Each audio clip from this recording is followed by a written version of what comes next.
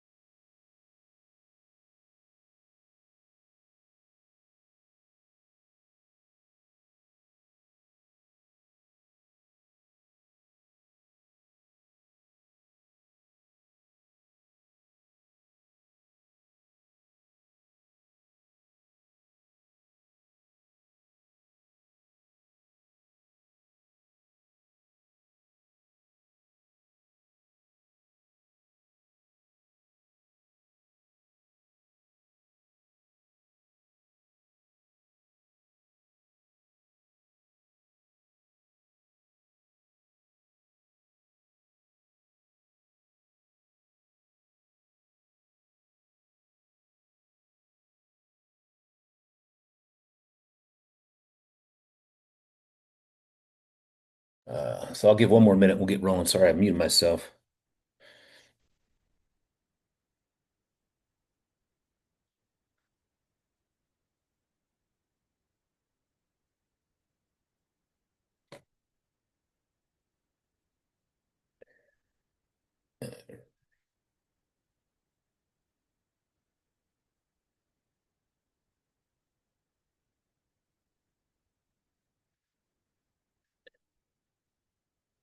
All right. So I'm going to go ahead and start this, and then we may have a few other uh,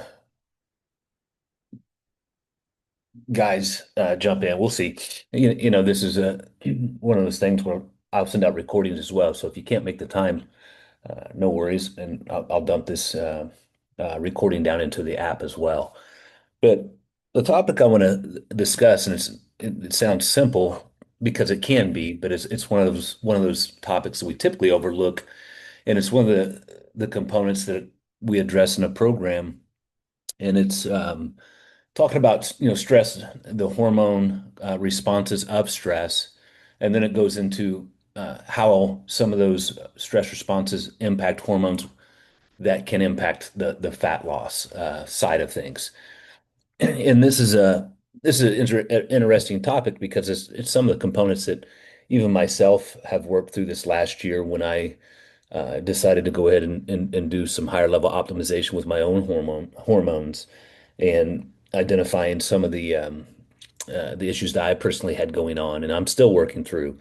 And and partly it was an environmental component, some of the stressors and things that I put on myself, and until we get some of the data points, I kind of knew something was going on, but if you're not in tune with your own body, some guys just let this go, and it compounds. So, but again, we'll go through some strategies on how to work through it. So, the real roadblocks to some people's results. Again, mine showed up when I tried to go to a specific percentage of body fat that I'd been when I was younger, and it just seemed like I couldn't get there no matter what I did. I started losing lean tissue instead of percentage of body fat.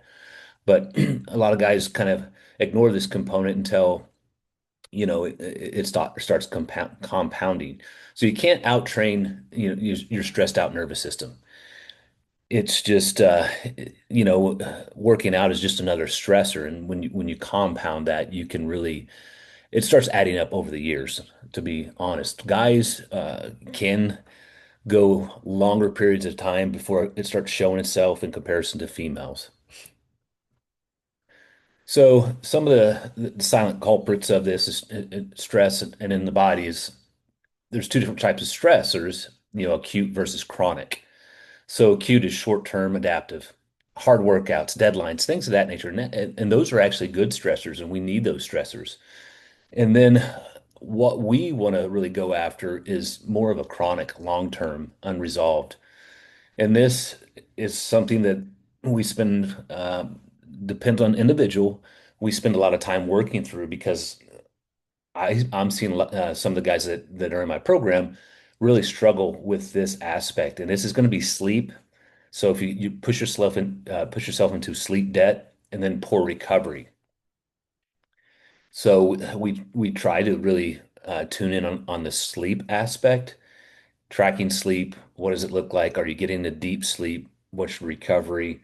How many hours? Things of that nature. Are you setting yourself up for success? Because again, you can overlook the sleep component, but after X amount of years, it will start to compound and show itself in other areas of more of maybe weight gain and specifically fat gain. So the stress response, so the HPA axis triggers cortisol and adrenal release. This is where we can get into some trouble and it can start causing other problems. So shift the body into fight or flight mode if we have that chronic stress. And then we can survive for an extended period of time in that fight or flight. Uh, but it will eventually start causing other parts to start breaking down or show wear and tear. So I'm going to talk a little bit about the hormone cortisol. Cortisol impacts can have an impact on fat loss. You know, it breaks down muscle, so it's catabolic. It can also increase blood sugar via glucogenesis. And when we start messing with some of our blood sugar, it can really slow down the fat loss process. So encourages fat storage, especially belly fat. Chronic elevation causes obviously insulin resistance. We're seeing this a lot more in individuals. We're seeing it in both sides, men and women. And one of the main components that we're seeing with these weight loss drugs, the GLP-1, um, they obviously address insulin and help stabilize insulin to help with fat oxidation. So that's why you're seeing so many of these individuals go on these weight loss drugs is because they've done enough damage to their insulin response that if you can address that insulin response, it will allow your body to start utilizing uh, fat oxidation again. So again, insulin resistance, suppressed thyroid hormone, which I've that's what I'm currently working through myself, and then hunger hormone imbalances. And we'll see this because if you have high cortisol levels, typically you're chasing energy, and you'll go after more carbohydrate or sugary components because your ghrelin and leptin is going to be off. Those are your hunger hormones. Again, sleep debt is a hidden fat gainer and it triggers some responses. So if you're getting less than 6 hours of sleep, 20, 30% drop in insulin sensitivity in one night. It's quite interesting. Um, it's so easy to focus on and do, and it's so easy not to. And we take it for granted how important sleep is. So again, I was talking about the hunger hormones. So ghrelin will be increased, leptin will be decreased. So you're going to have more cravings. You're going to be chasing that energy component because your hunger is going to be higher. Glucose tolerance is impaired as well, and then slower recovery, stalled progress. So we will see individuals hit this marker point if they can't get under a certain percentage of body fat. That's why within the program, I say, hey guys, we want to make sure, are we tracking our sleep? What does it look like? Are we setting ourselves up for success? There's some supplementation you can utilize for uh, a better sleep quality. Magnesium is one of them. I share that component. We also, I've recommended this other sleep uh, combination, and it's not a narcotic. It's a combination of herbs and things for sleep that our current doctor that we're utilizing recommended, and I've used it a couple times, and it helps. It helps like bring you down and get you into a deeper sleep. So there's options out there. It's just a matter of communicating. And again, you have to test it, but you want to set all the other components up for success first, and then you want to test the supplementation and things of that nature, just to make sure you don't throw all the things in at once. And here's a couple signs that you may be overstressed. Poor recovery from workouts, so you got to really pay attention to that. Again, if you feel like stalled fat loss, that's what I experienced myself. And it was kind of frustrating because I was doing all the things correctly. And it just seemed like if I turned it up even more, I started tapping into my lean tissue instead of fat loss or fat mass.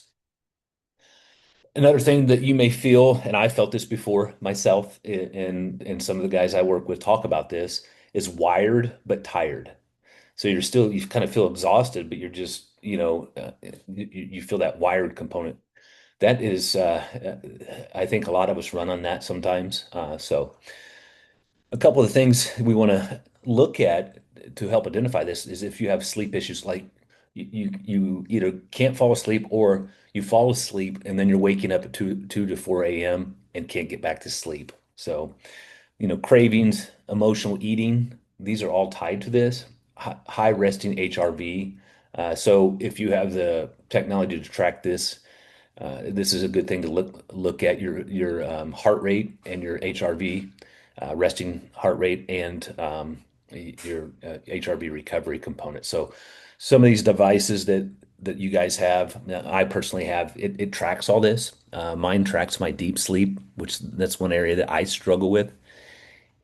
And I had the opportunity to speak with my physician about that, and she said it could be my thyroid component that is disrupting some of my deep sleep, which I thought was interesting. So again, hopefully, as I continue to optimize, I get my thyroid figured out, and then my deep sleep will increase and get better because deep sleep was impacting my growth hormone and testosterone. So it's like it's a combination of things going on. So I've I dove into this component about 5 or 6 years ago, maybe even longer than that now. But I was very intrigued with some of the components with breath work or breathing, and then cold exposure. So that combination, and you may have heard of this in the Wim Hof uh, perspective when all that cold plunging stuff came through, which we actually have, and we've had for almost 4 or 5 years, somewhere in there. Uh, and this teaches you how to control your central nervous system. And I use RPR as well on top of this because it goes hand in hand with the breathing. So I'm going to go through a couple different techniques that you can instantly do. It's easy to do and it's easy not to do. So breath work, there's a lot of different ways to do breath work, and it really depends on what fits you the best. So you can do box breathing. So box breathing is going to be 4 seconds inhale, 4 seconds hold, 4 seconds exhale. So it's even all the way around. Or you can do a little bit staggered where it's 4 seconds in, 7 second hold, 8 second exhale. Those are just examples. There's a lot more. So Wim Hof is a more dramatic breathing, and it's nasal driven. Well, I would say either or. Some breath work is 100% nasal driven, which is good. If you can continue to work on just nasal breathing, because that is going to allow you to pull down and get into rest, relaxation, and control your central nervous system faster. But if you struggle with nasal breathing, you can still do breathing. Mouth breathing they do a lot more mouth breathing, I would say, in Wim Hof, but he wants to teach you how to do nasal breathing. If you can focus on nasal breathing at night and diaphragmatic nasal breathing, that's going to be really good to bring you down a notch or two and get you back into rest relaxation, get you out of the fight or flight. So it activates the parasympathetic system, the parasympathetic nervous system. And our nervous system is autonomic, and it doesn't know the difference if we're really under a stress or we created the stress. So the more you can play around with controlling this, the more control you will have. Okay. So if you're able to do a couple belly breaths, nasal breathing, it's going to bring you down. The more you practice it, just like riding a bike, the better you get. Okay. And this is going to activate again the parasympathetic. When the parasympathetic is kicked in, lower cortisol and blood pressure will appear. Okay. Other components that you may hear is odd and different. One of them is called grounding, or earthing, and it's a magnetic component from the earth. And you can buy grounding mats that you can put under your desk and do it during the day as well. They're fairly cheap, but there's other ways to do it. I personally walk around barefoot quite often. It's just what I do, and I enjoy that component. Um, Typically in my yard, not much. I don't go much further than my own property, but you can still do grounding on concrete as well. It will still have that magnetic component transfer. So 10 to 20 minutes barefoot outdoors, lower. It's been shown and scientifically research and data points on pulling down your inflammation. And another thing that I do with programming in general with guys is deload weeks, or when we change your progressive overload. And that's why it's so important to manipulate through different programs, I should say, because we cannot just consistently hit PRs, or just consistently push our body. We need the variation up and down. So it's up, up, up. Maybe you go down a little bit, but then you peak up even higher than you were before, pull it back down. There's just ways to do that, because what will happen is you'll stagnate within the programming. Your body is very adaptive to a stimulus, but you also have to understand how to make small tweaks and changes with programming so you don't stagnate and or push your central nervous system into overtraining. So lower training every 4 to 6 weeks. I typically, I could push out a 6 week cycle, but what I keep most people on just to keep them engaged is a 4 week cycle. It's pretty simple. Much over 4 weeks, people start getting bored, so I have to change some of the stimulus just enough to keep you engaged. And again, it's a way to control and reset that central nervous system, because if we continue to push the load, we'll eventually push into overtraining and or injury may show itself. So these are simple strategies and concepts, and these are some of the ones that I have within the program. And I have obviously the some of the educational modules around this, because it's so crucial. Again, it can be so simple, but with some individuals, this is very challenging to get some of the guys to actually get their sleep under control. And I'll be transparent. I'm working with a couple guys right now that it's a struggle, and we've tried some different concepts and some different things, and hopefully we can eventually get it better. And we have got some better. So again, sleep 7 to 8 hours, non-negotiable if you can, right? You got to work on it. Here, prep yourself for a better sleep environment. Aaron and I this past year invested in 100% blackout blinds, and they've been great. It's helped a lot. Where we live is when we first moved in, we didn't have as much traffic, and there's been a lot of new houses built around us, so now the traffic is much more high volume, and it hits people coming over the Monon, hits our back window, and so we really had to kind of dictate that and get that lined out. Let's see. And then, you know, no phone 1 hour before bed. Let me see what's going on. I lost my mouse. Sorry, guys. I can't find it. Um, Oops. Let me finish this, and look like I have some, a question or two, and I'll get to that. So no phone 1 hour before bed if you can. Okay. Midday stress breaks, walk, just go out and, set your 7 to 10,000 steps. That is a low intensity, but just general walking, getting out in nature is very good. You can do breath work anywhere. You can lay down in your office and hit a cycle breath work. The Wim Hof, there is an app you can download so you can follow along, which helps a lot. So include 3 low intensity days a week minimum, and that's your 7 to 10,000 steps and movement. So this is just some simple strategies to start incorporating. My final thoughts, fat loss, it's isn't just about what you eat or how hard you train. There's the rest recovery and your hormonal component, getting that dialed in is just as important. So it's how well you recover and manage the energy game. So the central nervous system, fight or flight, can obviously help with that. Your central nervous system is either in a fat burning or it's going to be in a fat storing, and because it impacts the hormone response and insulin, and then it can also start impacting your thyroid, and then obviously growth hormone, and then testosterone. So the systems function in a homeostasis, and you start throwing one off, it's going to start pulling the rest of them off. So you start pulling over here, and then it's trying to make up for it, then it causes other problems. So, all right.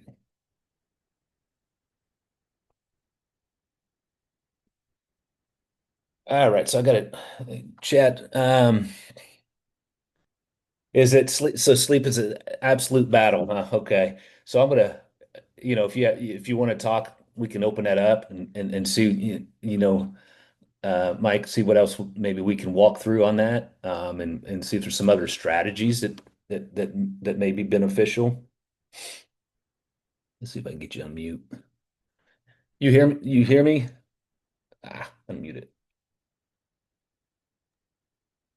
I'm good. I'm here. All right. Yeah, Hey, we're it's one of those things where I try to address these components with all the guys, and hey, you're not the only one that struggles with this, man. right. I Yeah, mean, it's definitely been a battle, especially with peaks and valleys with some of the stuff going on in the office. But those things make a difference. The supplement you were talking about, mhm. I've tried that, and it definitely makes a difference to the unwiring and kind of decompress at night. Leaving the phone on the nightstand, not trying to scroll through the phone and wrap up some last minute emails or just veg out looking at the screen helps. And then that supplements actually helps me dewire, decompress, and then turn off the thought. And when I do that, it helps. So, Man, um, it shouldn't be that hard, right?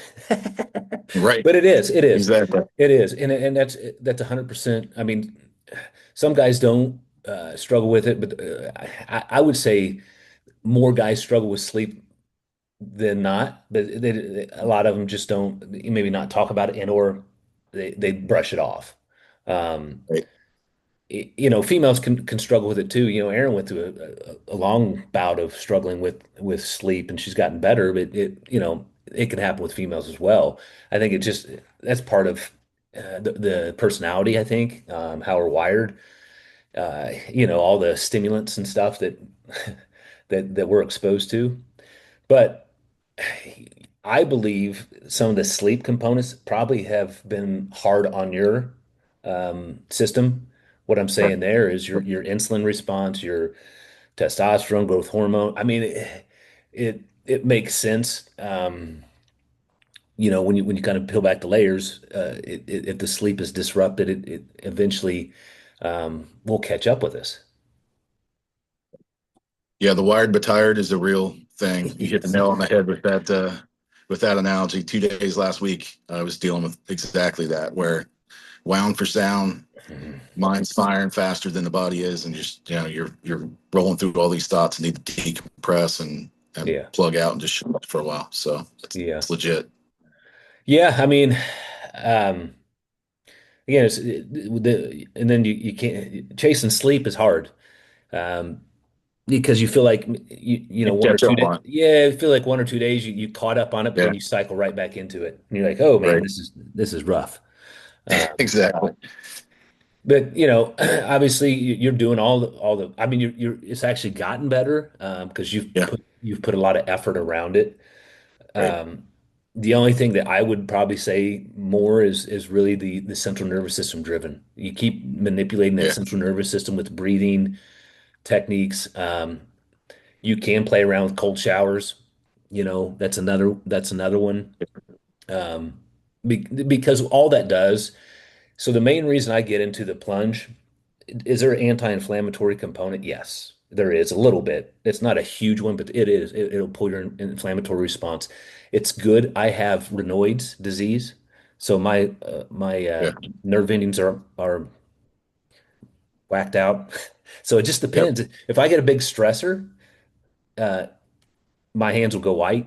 It's crazy. Yep. But it's cold Well, exposure, so that actually is really good for Raynaud's, but you got to manage it because it forces your vascular system to work, and it's a muscle as well. So that's another reason. But the main reason is actually central nervous system control. Once you get in there, you go into a stress response. And I shot a video, I don't know, a couple weeks ago of me getting in, and boom, even after 5 years, right? And one or two breaths, bam, I'm good. I'm back into controlling my central nervous system, and that's probably the biggest reason I still use it. I try to do it twice.